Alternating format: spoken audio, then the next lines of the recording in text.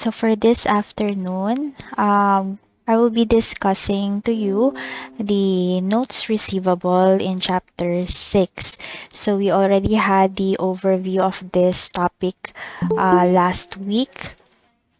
So as a review, so notes receivable are claims supported by formal promises to pay, usually in the form of notes. So that's why it's called as a notes receivable, because there is an accompanying promissory note that is made by the maker, and the maker is the one who promises to pay another person, which is called as the payee, a definite sum of money. So it will be written in the promissory note that you promise to pay blank, promise to pay Mr. X the amount of 10,000 pesos on or before April 1, 2021. So it is considered as a negotiable instrument.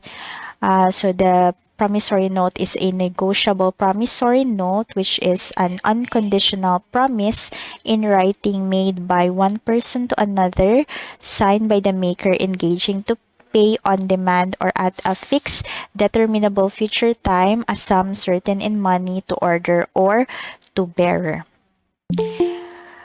So standing alone, notes receivable represents only claims arising from the sale of merchandise or service in the ordinary course of business. So if the notes are received from officers, employees, shareholders, and affiliates, they will be classified separately. So they will not be included in the notes receivable nga heading.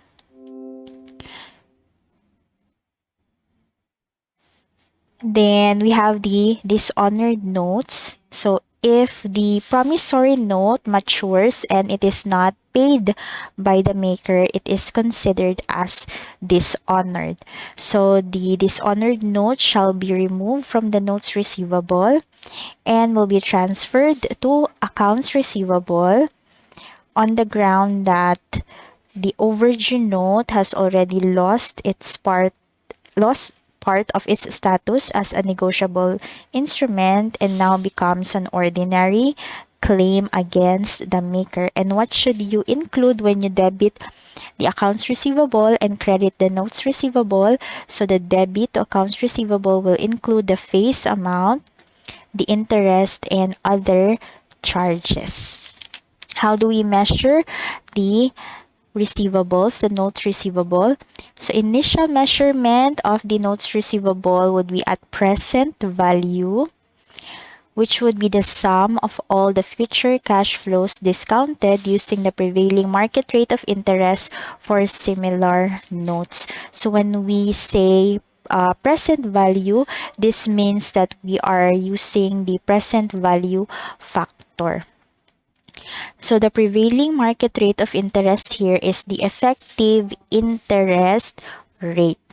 If it is a short-term notes receivable, it shall be measured at face value. So meaning, if the promissory note is 10,000 pesos ang face value, so the short-term notes receivable will also be valued at face value. You're not required to make or to compute for the present value, wherein you need to get the present value factor and multiply them with the face value to get the total present value. So dili na, automatic ra siya. Then, if it is an interest-bearing long-term note receivable, it shall be measured initially at face value, which is the present value upon the issuance. Although the term here is present value, it does not mean that we need to compute the present value factors and multiply them. So simply, ang iyang face amount is already the present value. That's the present value of 1 in day 1. If it is a non-interest-bearing long-term note receivable, it shall be measured at the present value, which is equivalent to the discounted value of the future cash flows using the EIR, or the effective interest rate. When we say the term non-interest bearing, it does not mean that there's really no interest at all. There is still interest, but it is not explicit, meaning there's no interest rate that can be seen in the terms niya. Walay nakabutang nga 10% note receivable wa siya rate, but it is embedded na sa sud sa face amount rather than as a separate rate.